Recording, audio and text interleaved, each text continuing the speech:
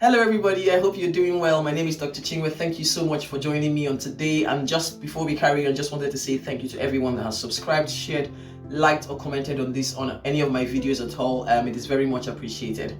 So on to today's topic, we're going on and carrying on with the life of Daniel, and for today's story we're beginning Daniel chapter 4 and we're looking at the first 7 verses. This is the chapter that Nebuchadnezzar wrote himself, because it was a letter that he wrote to all his provinces that were under his command.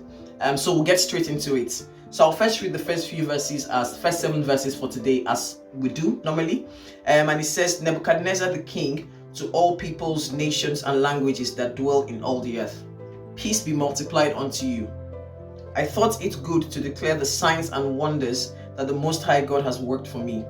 How great are his signs, and how mighty his wonders. His kingdom is an everlasting kingdom, and his dominion is from generation to generation. I, Nebuchadnezzar, was at rest in my house and flourishing in my palace. I saw a dream which made me afraid, and the thoughts of my bed and the visions of my head troubled me. Therefore I issued a decree to bring in all the wise men of Babylon before me, that they might make known to me the interpretation of the dream. Then the magicians, the astrologers, the Chaldeans, and the soothsayers came in, and I told them the dream, but they did not make known to me its interpretation. Okay, so that's Daniel chapter 4, verse 1 to 7. So just to start things off, this is slightly different to the first dream that he had, where he told his guys, to recall the dream and then to tell him the meaning, or else they were going to be basically killed off the surface of the earth. As some may say in our Nigerian palace, made unalive, essentially. So this time is slightly different. This time he's recounting what happened, and he said he told them the dream. I was expecting them to give him the interpretation. So let's go on to what I wrote in this book. By the way, I'll link this again in the description if you want to get one for yourself. It's on Amazon. The link would be in the description. These verses look like this dream Nebuchadnezzar had was a different dream to the first one Daniel interpreted for him in chapter 2. It looks like maybe this time he's told his wise men, magicians, astrologers, Chaldeans, and the soothsayers what his dream was, but he still could not tell him its meaning. Shouldn't this have been strike 2 for their sake? I mean, this was at least one of their job descriptions, to be able to help the king in making decisions, helping him with his dream interpretation. They were called wise men, they were called magicians, so apparently they had a seat with the gods, and could understand all mysteries and all knowledge. But apparently that was not the case here again. Besides, I doubt if he would have trusted anything they said, since he already doubted them, if you look at what the dream he had in chapter 2 verses 8 and 9 specifically. So just paraphrasing verse 1, Nebuchadnezzar, unto all that dwell in all the earth, peace be multiplied unto you. He was the ruler of all the known world then. His greetings reminds me of Apostle Paul's greetings to the church in 1 Peter 1 verse 2 and 2 Peter 1 verse 2. Peace be multiplied means peace and prosperity. To prosper greatly, your peace be great, and may your peace increase. It's such a short but beautiful prayer. And I guess you can say that to people and say things like, peace be multiplied unto you. Peace be multiplied unto you. Shalom, shalom.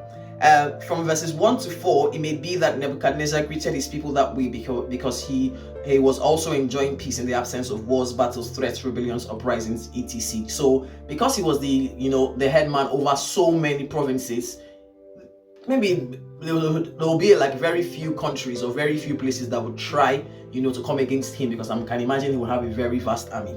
But just note, do not look for drama in the time of peace. Pray for the peace of wherever you are. Seek peace and pursue it. Be at peace with peace. So if there's something in you that just likes to look for trouble, just pray, let God help you not to have that kind of spirit. Verses 2 and 3, Nebuchadnezzar testifies of who he had come to know God to be, as the high God, as the one who does great signs and works mighty wonders, whose kingdom is an everlasting kingdom, and whose dominion is infinite. That means it's generational, from one generation to the other. Today's internet and world wide web allows us to tell others about all the miraculous signs and wonders the Most High God has done for us. From verses 4 to 5, his dream came when he was at rest in his house and flourishing in his palace. From other translations, to be at rest and flourishing means to be in comfort and prosperity, to be happy, to be easy and without a care in this world, to be contented, to be prosperous, to be living luxuriously, to be living comfortably and enjoying great prosperity, to be enjoying a time of peace. Is there anybody listening that wouldn't want to be enjoying such a thing? So, just wow. So then it is no wonder the dream that came really, really frightened him. It brings to mind Amos chapter 6 verse 1, which says, woe to them that are at ease in Zion. Cross-reference to Zephaniah 1 verse 12, which says, or the part of it that says, I will punish the men that are settled on their lease. And then Jeremiah 48 verse 11, which also says, Moab has been at ease from his youth, and he has settled on his lease. I will send unto him wanderers that shall cause him to wander, and shall empty his vessels and break their bottles. The cross-referenced passages speak of complacency. Lees are the dregs or sediments of wine or other liquids that settle at the bottom of the containing vessel, so if it is not disturbed.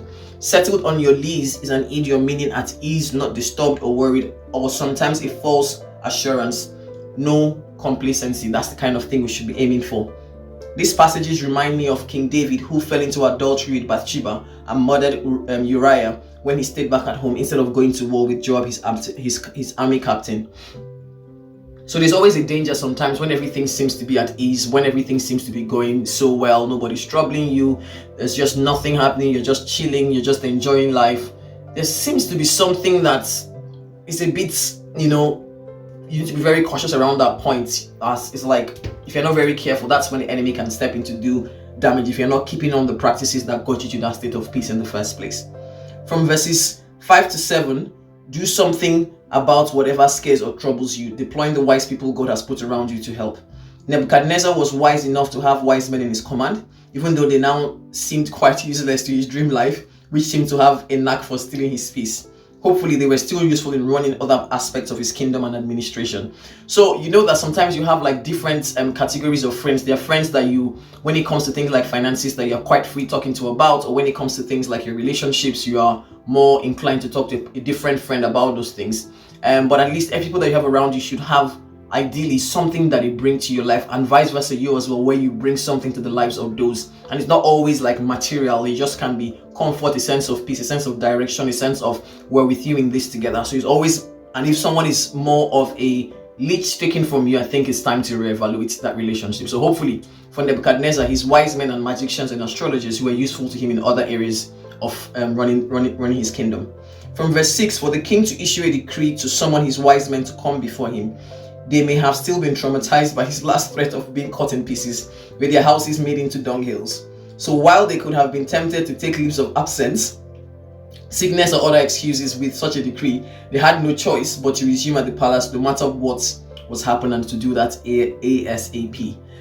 So I guess, I don't know, we don't know how long it was between his first dream and this second one. So we can't really say how long, but we can imagine being threatened, being under that constant threat of, if I don't do this thing that the king wants me to do, then I'm in danger, my life is in danger essentially. So maybe there was still a little bit of trauma. So a couple of questions just to round up this video. It says, what mellowed Nebuchadnezzar? So what I've written here is, what mellowed Nebuchadnezzar that he didn't threaten to annihilate his wise men who still couldn't interpret his dream? Or since he was the one reporting the incident, he left that bit out to make himself look good. The person that writes the news writes the history. Doesn't God like us to be at ease and in prosperity without a care in this world? So just think about that, because it looks like whenever there's something, when someone is without a care in this world, just chilling, I think that's different to being at peace. Sometimes, being at peace is you have that inner well-being, inner sense of calm, inner sense of settlement, not complacency, not just not doing anything because you can't be bothered to do anything. Those are two different things. But personally, I feel in answer to that question, God would like us to be at peace. But there's always something, because we're constantly in a war. There's something, one area of your life might be wonderfully, going on well. The other area might be a place where you need to work on and do a little bit more.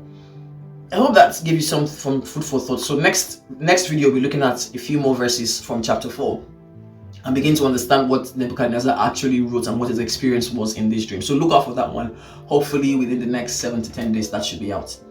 If you want to get a copy of this book, again, the link would be in the description. I hope this blessed you. If you did, please leave me a comment, like, share, and subscribe, and let your friends know about what the Lord is helping us do. And again, if you've not given your life to Christ, today is a good day to do that.